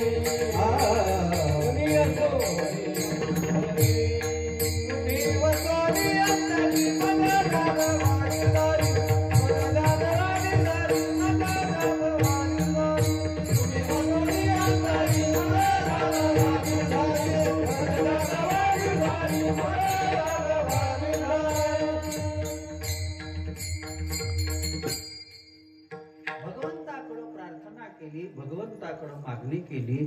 चिंतनाची जोडी, चिंतन जोडणं, भगवंताचं नामचिंतन, रूप चिंतन, लीला चिंतन, चांगल्या विचाराची बैठक बसवणं, हे आम्हाला जोडायचं आहे. हाच आमच्या दृष्टीनं लाभ आहे. यानंच सगळे लाभ होतात. मी मग सांगितलं तुकाराम महाराज कोणत्याच विद्यापीठात शिकले, पण आज बऱ्याच विद्यापीठामध्ये तुकाराम महाराजांना शिकवलं जाते. तुम्ही भागवतातले श्लोक, गीतेतले श्लोक हे पहा आणि तुकाराम महाराजांचे अभंग पहा, पूर्ण अनुवाद आहे. तुकाराम महाराज तर स्वतः म्हणतात वेदाचा तो अर्थ कुठे शिकले हो तुकोबाराय? तुम्ही वेदाचा अर्थ कुठे शिकले? तुकोबाराय म्हणतात मला माहित नाही. कोणी काहीतरी केले आचरणे, मजया कीर्तने विन नाही. मी फक्त भगवंताचं चिंतन केलं आणि त्यांचाच अनुभव आहे. अवघी होती लाभ एकाया चिंतने, नाम संकीर्तने गोविंदाच्या. मला अजून एक वेगळं सांगायचं आहे. चांगलं चिंतन हे नामस्मरणाचं फळ देते. चांगलं चिंतन हे नामस्मरणाचं फळ देते. आपण चांगलं चिंतनच करत नाही. सगळ्यात मोठी अडचण ही आहे. एखादा माणूस श्रीमंत झाला तर आपण काय म्हणतो, बरं म्हणतो का आपण? असं कसं होत असते का? आम्ही ते एवढे दिवस झाले ढुंगण घासून राहिलो आणि ते एवढ्या लवकर झाला? अरे झालं असं, त्यानं काहीतरी प्रयत्न केले असं, काहीतरी केलं असं. आम्हाला ते सहन होत नाही. हे चिंतन आहे आमचं. आम्ही म्हणतो देवानं आमचं चांगलं करावं. तो आलं तुले एका दुसऱ्याचं काहीच सहन होत नाही, तुझं देवानं चांगलं करावं. म्हणजे देव एवढा चांगला आहे, तो एवढा साधा नाही बरं, चतुरा तो असं कोणी मांडणार नाही. कारण की मी मगा सांगितलं ना, धंदा करायचा आहे ना. नाही नाही, तू देवापाशी जाय, देव तुला सगळं चांगलं करत. असं असं असते. चिंतन कोणतं आहे आमचं? पण देवा हे इतकं चांगलं चिंतन आतमध्ये घडत नाही ना. तुम्ही एक काम करा, काय, तुम्ही वसोनी अंतरी मज जागवा निर्धार. हे चिंतन केलं पाहिजे, याचा निर्धार दृढ झाला पाहिजे. याच्याकरता तुम्ही एक काम करा, तुम्ही आतमध्ये बसा, आतमध्ये बसून जागवा. आणि वारकरी संप्रदायामध्ये एक वेगळा विषय लक्षात घ्या. इथे एक शंका येऊ शकते तुम्हाला, जागवणं हे काम कोणाचं आहे? संतांचं. आणि तुम्ही प्रार्थना कोणाकडे करता? देव जागवतो की संत जागवतो? त्याचा अर्थ तसा नाही केलेला आहे. त्याचा भाव असा आहे, देवा मला जागवायसाठी तुम्हाला जे करायचं ते करा, मग तुम्ही जागवा किंवा एखाद्या संताच्या माध्यमातून जागवा, पण जागवा. आता या जागर शब्दाचा अर्थ लक्षात घ्या. वारकरी संप्रदायामध्ये जागराची सेवा म्हटलं जाते. जागर म्हणजे नेमकं काय? मला याची व्याख्या एक काल विचार करता करता आठवली. आता मी म्हटलं दुसरं काही कामच नाही, काही आठवत नाही, मग हे चिंतन करणं, मग दुसरं काय याच्यापेक्षा? लोकांना वाटते रिकामी आहे. ऐका, कदाचित कुठे ऐकली नसेल, जागर. जा शब्दाचा अर्थ होतो जाणीव करून देणं. आज आम्हाला जाणीव नाहीये देवाची, संताची. हा विषय तर सोडून द्या, आम्हाला आमच्या आईबापाच्या कष्टाची जाणीव नाहीये. आईबापाच्या कष्टाची जाणीव नाहीये. एकीकडे छत्रपती शिवाजी महाराजांची आई जिजाबाई आहे. जी जिजाबाई जेव्हा तुळजाभवानीचं मस्तक मूर्ती फोडल्या गेली ना, तेव्हा छत्रपती शिवाजी महाराजांना शिकवते, बाळा हे आपली आई भवानी जी होती, त्या भवानीचं मूर्ती फोडणारा जो आहे ना, त्याला सोडू नको, त्याला सोडू नको. आणि छत्रपती शिवाजी महाराजांनी आपल्या आईनं आपल्या करता जे कष्ट घेतले, त्या कष्टाची जाणीव ठेवली, म्हणून हिंदवी स्वराज्य निर्माण झालं. आम्हाला आहे कष्टाची जाणीव? आहे का सांगा ना. माझी तरुण मुलांना विनंती आहे, आमचे आईबाप जे सांगतात त्याला आम्ही मोठं मानत नाही, मग आमचा मित्र काय सांगते ते आम्हाला पटते. आहे जाणीव? आम्हाला देशाची जाणीव आहे,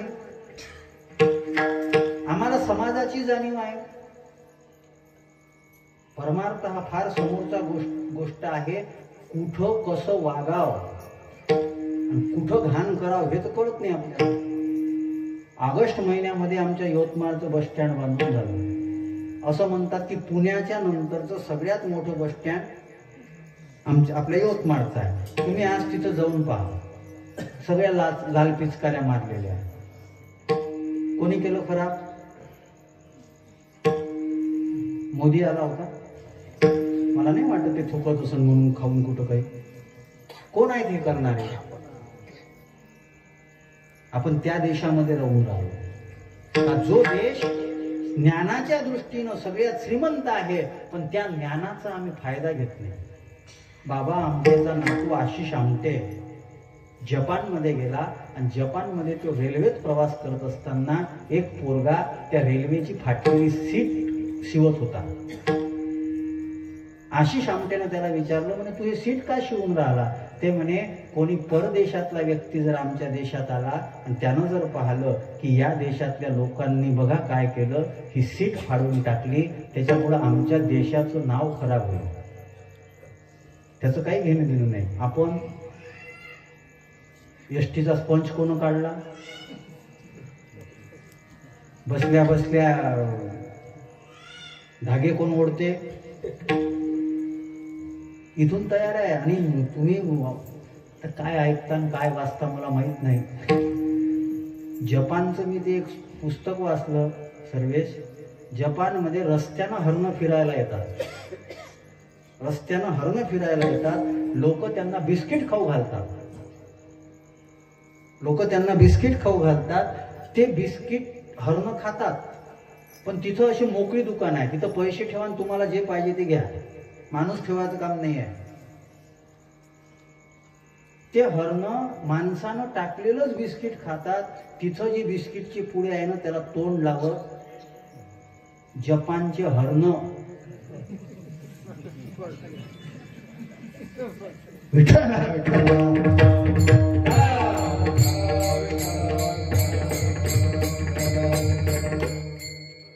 जिथचे हरणं एवढे हुशार आहे तरी त्या देशामध्ये वर्षाचे 100 भूकंप येतात. आपल्या देशामध्ये तशी काहीच परिस्थिती नाही. पण आपण नाही, या भारताचं काही खरं नाही. तुले तर पहिले जोड्याला मारलं पाहिजे.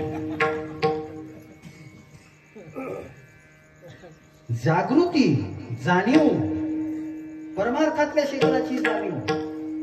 आज आम्हाला इतका मान दिला जातो. आमची ही जबाबदारी आहे. आम्ही त्याची जाणीव ठेवली पाहिजे. आम्ही जाणीव ठेवली पाहिजे. आम्ही जाणीव ठेवत नाही आणि ती जाणीव विसरून जातो. स्वतःला कोणीतरी मोठं समजायला सुरुवात करतो. ठीक आहे, काही परिस्थितीमध्ये स्वाभिमान जोपासणं हे जरी ठीक असलं, पण आजची अडचण वेगळी आहे. आजची अडचण वेगळी आहे. तुम्हाला भाव खाता आला तरच लोक तुम्हाला भाव देतात. तुम्हाला भाव खाता आला तरच लोक तुम्हाला भाव देतात. या परिस्थितीमध्ये आम्ही जगून राहिलो. मी माझ्या अनुभवानं सांगतो बरे.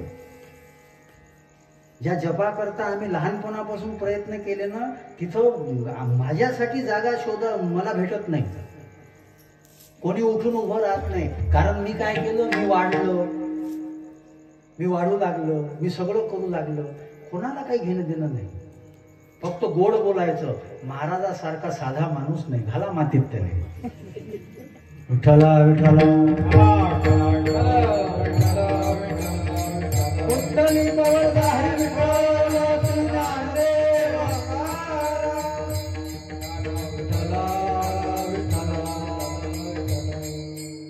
जाणीव असली पाहिजे प्रत्येक गोष्टीची. मुलांना जाणीव असावी. आपल्याला राष्ट्राप्रतीची जाणीव असावी. ही जाणीव म्हणजे जागर आहे. दुसरा शब्द आहे ग. जागर म्हणजे काय? जी गोष्ट तुमचं गणित चांगलं करते. ग म्हणजे गणित. संत काय करतात? आजी फिटले माझे कोड म्हणजे गणित. आमचं गणित जे सोडवतात. आणि आपल्याला एकच गणित माहित आहे. गणित वेगवेगळ्या पद्धतीचं असते. 1 आणि 1 किती होतो? इतकं तर सगळ्याला माहिती. बोला बोला, टेन्शन नका. 2 होते ना. गणिताच्या नियमानं 1 आणि 1 2 होते. पण संघटनाच्या दृष्टीने विचार केला 1 आणि 1 किती होते? 11 होते. अध्यात्माच्या दृष्टीने विचार केला 1 आणि 1 किती होते? एकच होते. तुझं माझं नाही. देव तू आणि मी वेगळं नाही आहे, एकच आहे. हे गणित कळलं कुणाला? मला 10वी मध्ये 147 मार्क होते 150 पैकी. पण तिथे हे गणित नाही शिकवले जात. तिथे 1 आणि 1 काय होते? परमार्थामध्ये एकच होते. परमार्थामध्ये 1 आणि 1 एकच होते. अजून थोडस समोर जाऊन सांगू. कूटनीती कशाला म्हणतात? एकाला एकासोबत भेटू न देणं याला कूटनीती म्हणतात. आणि राजनीती कशाला म्हणतात? एकाला एकाच्या विरोधात उभं करणं म्हणजे राजनीती. हे गणित वेगळं आहे. पण परमार्थाचं गणित वेगळं आहे. किती जन्म झाला फेरा गणित नाही जी जाता. हे गणित सोडवता आलं पाहिजे. ऐका. जा म्हणजे जाणीव, ग म्हणजे गणित, आणि तिसरं जी कृती जी व्यवस्था आम्हाला रमणीयता देते, ती कृती म्हणजे जागर आहे. आमचं जीवन रमणीय नाही झालं. कोणालाही विचारा ते काय म्हणते, बरं आहे. बरं आहे याचा अर्थ काय होते? काही ठीक ढकलून राहिलो आणि या ढकलण्यामध्ये आमचं जीवन चालू आहे. मग महाराज हे सगळं इतकं चांगलं जर तुम्ही सांगून राहिले, मग इथं अडचण काय आहे? अडचण एकच आहे, मन. हे मन मोठी अडचण आहे ना. हे मन काय करते? संकल्प विकल्प तयार करते. मला त्या दिवशी एकाचा फोन आला, हनुमान जयंती आहे, आमचा सप्ताह करायचा आहे. म्हणजे ठीक आहे ना. म्हणे आम्हाला मग शिवपुराण करायचं आहे. अरे म्हटलं हनुमानजीला रामकथा आवडते, रामकथा करणं. नाही सध्या शिवपुराणची चलती आहे.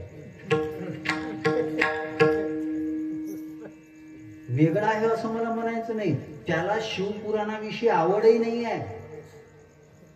त्याला फक्त हे सध्याचं जे वातावरण आहे, चलती कोणाची आहे, मग तुम्ही शिवपुराण करा. यायच्यामुळे मला अभ्यास करायला लागला शिवपुराणाचा. तेव्हा माझ्या लक्षात आलं का तिथे एकही तोटका सांगितलेला नाही आहे. पण सगळेजण शिवपुराण तोटक्यासाठीच ऐकतात. हेच तुटके आहेत ना. मी टीका नाही करत आहे बरं. मी आपलं अज्ञान सांगून राहिलो. हे काम होऊन राहिलं, जागृतीच नाही ना. जागरच होत नाही ना. रमणीयता नाही राहिली आमच्या जीवनामध्ये. रमता आलं पाहिजे. आणि ज्ञानेश्वर महाराज तो फार चांगले आहे. ज्ञानदेवी रम्य रमले, जिथं समाधानही रमते ना ते संत आहे. आणि त्या संताचे आम्ही पठ्य आहोत याचा अभिमान आहे. त्या ज्ञानोबाराय तुकोबारायांचे आम्ही आहोत. जिथं समाधान सुद्धा रमते, तिथं अडचण काय आणते? तरी मन आणते. म्हणून देवा जेथे जेथे जाय आड घाली सुदर्शन. सुदर्शन म्हणजे ज्ञान. हे मन अडचण निर्माण करेल, तिथं तुम्ही एकच काम करा. सुदर्शन हे भगवंताच्या हातामध्ये असलेलं चक्र आहे. पण या चक्राचा अर्थ होतो सुदर्शन, चांगलं ज्ञान. सुदर्शन, चांगलं ज्ञान निर्माण करून द्या, ज्याच्यामुळं. आणि या मनाचा स्वभाव आहे. मग आम्ही सांगितलं तर हाच स्वभाव आहे मनाचा. ज्ञानेश्वरीमध्ये सुंदर वर्णन आहे. हिताशी जे जे निके, ते सदाची या इंद्रियाशी रुखे. हिताला जे चांगलं आहे ते आम्हाला चांगलं वाटत. हा इंद्रियाचा स्वभाव आहे. ये बोधाची रोपे लुंचली. हे मन काय करते? बोधाची रोप जी आहे ही लुंचलेली आहे. हे तरुण पोरांना चांगलं वागून काय भेटते? तिथं तसाच राहिला. हे मस्त खाऊन राहिले. चांगलं जाऊ दे, त्याच्या मागं कुठं माळून फाळ घालतं. या महाराज लोकांना काय घेणं नाही. याचा धंदा आहे आमचा. बरोबर आहे. त्याचं बरेच महाराज लोक माळा विकतात. धंदा आहे म्हणूनच ना ते. याचा धंदा आहे. मी कोणालाच आग्रह करत नाही बरं. बिलकुल करत नाही. आग्रहानं घात केली टिकत नसते. इतके सोडी इंद्रिय चांगले आहे तुमचेवाले. कामची एक माळ तुमचे इंद्रिय चांगले ठेवतील. बरेच लोक लगेच धुपट काढते. मग ते धुपट निघालं तर आम्हाला म्हणाल तयार, तुम्हीच तर म्हणे सुधारला. म्या बी करू लागते. लोक विचित्र आहेत. तुमच्याच तर जवळचा होता. अरे मग आमच्या जवळचा होता म्हणजे मग आम्हालाच फसवता का? धनंजय मुंडे करता का बा मावाला?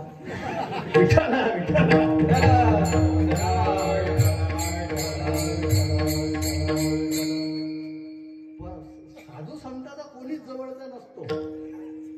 हे तुमचा गैरसमज आहे. साधू संत फक्त स्वतःचे असतात. देव त्यांचा असतो, ते देवाचे असतात. बाकी दुसरं कोणी जवळचं नाही. ते तुमचं भाग्य असेल काहीतरी का तुम्हाला जवळ राहता येते. म्हणून सुदर्शन, चांगलं दर्शन. आणि देवा असं जर तू केलं ना तर मी परमार्थाच्या दृष्टीने आनंदानं नाचेल. तुका मने भोले, तुका मने भोले,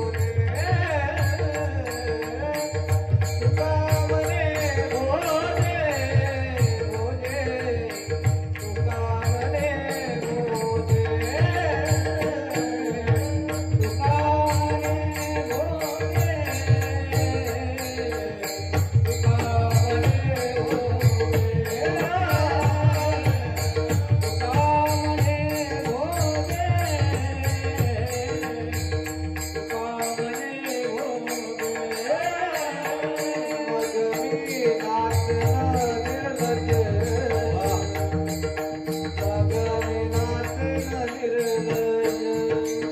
Ah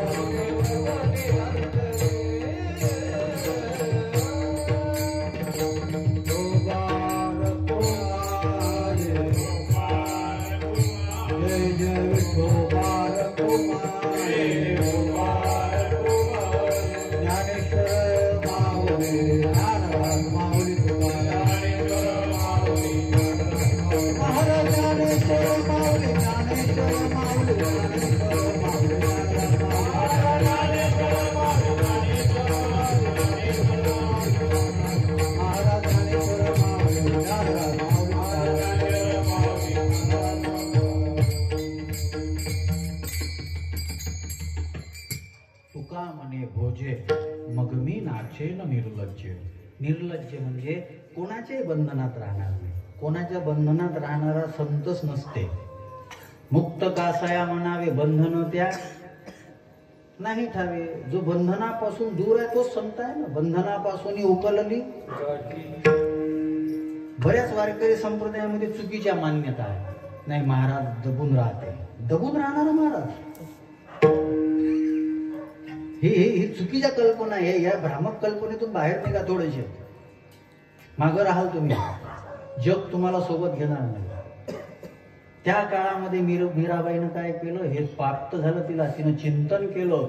जागराच्या माध्यमातून चिंतन ही तिला गोड वाटायला लागलं. आणि मीरा कहे महे भैरे नाचू लागली ती. नाचुंगी नाचुंगी नाचुंगी हरिगुण गावत नाचुंगी. ही अवस्था प्राप्त झाली पाहिजे याच्याकरता परमार्थ. आणि या दृष्टीने या अभंगाचं चिंतन केलेलं आहे. 2 शब्दावर विशेष झालं बरं. एक चिंतन कशाला म्हणतात आणि त्या चिंतनाकरता जागर कसा महत्वाचा आहे या 2 शब्दाच्या माध्यमातून आजची सेवा मांडण्याचा प्रयत्न केलेला आहे. तुमच्या लक्षात राहिलं याच्यावर माझा विश्वास. आणि म्हणून कदाचित पुन्हा हे लक्षात यावं, याच्यातले काही भाव कळावे असं वाटत असेल तर त्याच्याच करता कीर्तन युट्यूबला अपलोड केलं जाते. बरीच कीर्तन आहेत बऱ्याच वेगवेगळ्या अभंगाची. इंस्टाग्राम असेल, फेसबुक असेल, युट्यूब असेल, त्याच्यावर विशाल महाराज बडे म्हणून तुम्ही सर्च केलं तर बरेच चांगले चांगले प्रसंग आणि चांगले चांगले आध्यात्मिक सिद्धांत तुम्हाला. हा प्रचार नाही बरं. मी प्रत्येक गावात जाऊ शकत नाही, पण प्रत्येकाच्या हातात मोबाईल आहे. त्याच्यामध्ये नेट आहे. जे टाकण्याकरता यांना नेट लागत नाही, मायबाप टाकून देतात. आणि ते नेट व्यवस्थित नीट वापरायला आलं पाहिजे याच्याकरता हे सगळं करणं आहे. कोणीच करत नाही. मी याच्याकरता करतोय की या निमित्तानं बोट फिरवणारे त्याचे बोट चुकीच्या जागेत जाऊ नये. हा एक महत्वाचा हेतू आहे. त्या बोटांच्या बरोबर त्यांना चांगलं वळण लागावं हा त्याच्यातला हेतू आहे. म्हणून पुनश्च एकदा सगळ्यांना खूप खूप मंगलकामना देतो. खूप सुंदर असं मंदिर आहे. ते आमच्या सोबत आले ना, ते म्हणे आता हे मी फोटो काढतो गावात दाखवतो विठ्ठलाचं मंदिर कसं असते. त्यांनी ते काढून घेतलं ते आणि खरंच दाखवायची गरज आहे. आमच्या इथं जर स्वयंपाक करायचा असला तर बंबाले आले, मंदिरवाले तयार नाही. ही परिस्थिती आहे. ठीक आहे. आता ज्यानं जे तुम्हाला सांगितलं ना, चिंतन नाही, जागर नाही आणि भेटतात ते मग बदमास. मी बऱ्याच गोष्टी स्पष्ट जरी बोलून गेलो असलो, माझा त्याच्यामध्ये स्वार्थ नाही किंवा मला काही नाही. मला फक्त मला जर ज्ञानेश्वरी आणि एक गोष्ट लक्षात घ्या, 1 मिनिटात. वारकरी संप्रदायाचा पाया आणि वारकरी संप्रदायाचा कळस या दोघांनाही काळ हात लावू शकला नाही. ज्ञानोबारायांची संजीवन समाधी आहे आणि जगद्गुरु तुकोबारायांचं सदेह वैकुंठ गमन आहे. अशा चांगल्या संताला सोडून स्वतःची मंदिरं बांधणाऱ्याच्या मागं जर आम्ही जात असू तर आम्ही किती नालायक आहोत. हरामखोर म्हणू का? मला खरंच चीड येते हो. अरे काहीतरी ओळखा तर खरी. आणि स्वतःचा एकही आश्रम बांधला नाही आहे या दोघांनी. आज त्यांच्या माध्यमातून कित्येकाच्या चरित्राचं निर्माण झालेलं आहे. असे संत सोडून दुसऱ्याच्या मागं जाऊ नका. ते तुम्हाला जागे करतात आणि त्यांनी जागं केलं तो चिंतन घडते. सगळ्यांनी एकदा हात वर करा. आमच्या सचिव दादांना चांगला व्हिडिओ घ्यायचा होता, संधी भेटली नाही. आता घेऊन घ्या. हा केले ना सगळ्यांनी. मला काय 2 नंबरचा चष्मा आहे ना, म्हणून सगळे दिसले पाहिजे. तुका